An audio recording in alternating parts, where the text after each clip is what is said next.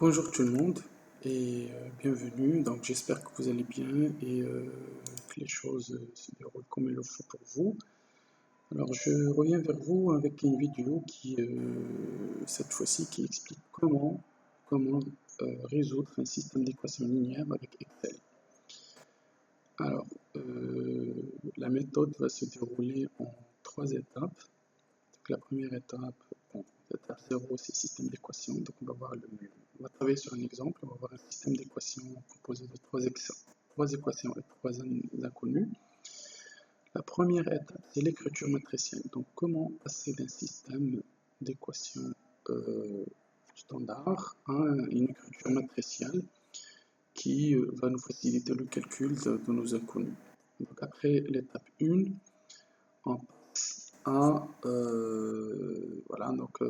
l'étape 2 qui est le calcul de l'inverse de la matrice, et l'étape 3 et finale, c'est le calcul des inconnus. Donc étape 0, il s'agit de ce système d'équations. Donc par exemple, on va prendre un système d'équations composé de trois expressions et trois inconnus qui est x, y et z. Alors voilà, donc ce système, on va l'écrire sous forme matricielle. Et pour vous faciliter la tâche, j'ai mis un jeu de couleurs. Par exemple, ici j'ai trois équations, donc c'est équation 1, équation 2, équation 3.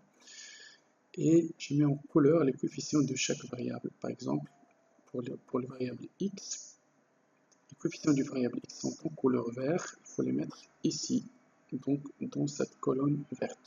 La même chose pour y, les coefficients du variable y, c'est à mettre ici dans cette colonne, et les coefficients du variable z, c'est à mettre dans la couleur noire. Voilà, alors l'écriture matricielle c'est quoi?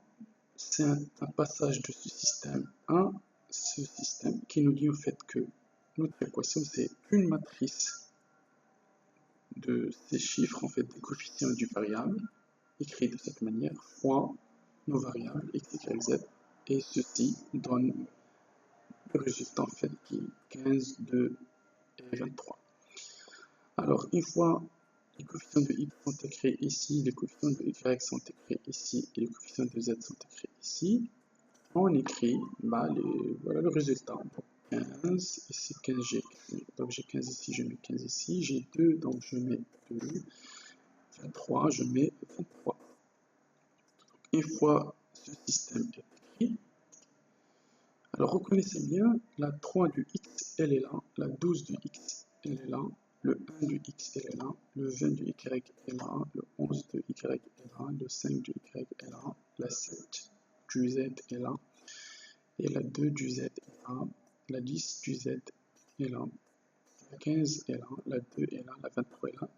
Donc c'est très simple en fait de remplir, donc prendre des chiffres ici et les écrire ici. Alors après, on calcule l'inverse de cette matrice. Donc l'étape 2, c'est le calcul de l'inverse de cette matrice. Comment? C'est très facile en fait sur Excel, et je vais vous montrer comment. Alors, notre matrice, c'est une matrice carré 3 x 3, d'ordre 3. Donc, on sélectionne 3 colonnes et 3 lignes, comme ça. Ça fait 9 cellules. On écrit plus, et on appelle la fonction inverse matrice, celle-là. Donc, après l'appel de cette fonction, on sélectionne notre matrice. Alors, on ferme la parenthèse et avant de faire quoi que ce soit, on clique sur CTRL, SHIFT, Entrée. Une fois on clique sur CTRL, SHIFT, Entrée, notre matrice inverse est calculée. Ça y est, on l'a.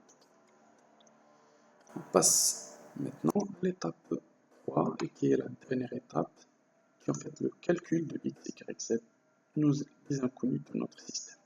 Donc pour ce faire, on sélectionne en fait les trois cellules qui sont devant x, y, z. On met plus et on met prod mat. On appelle la fonction prod mat, produit de matrice. Voilà.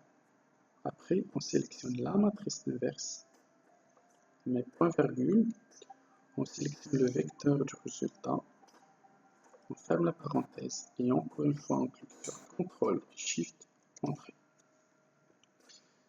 Et comme ça, on a en fait 9 variables.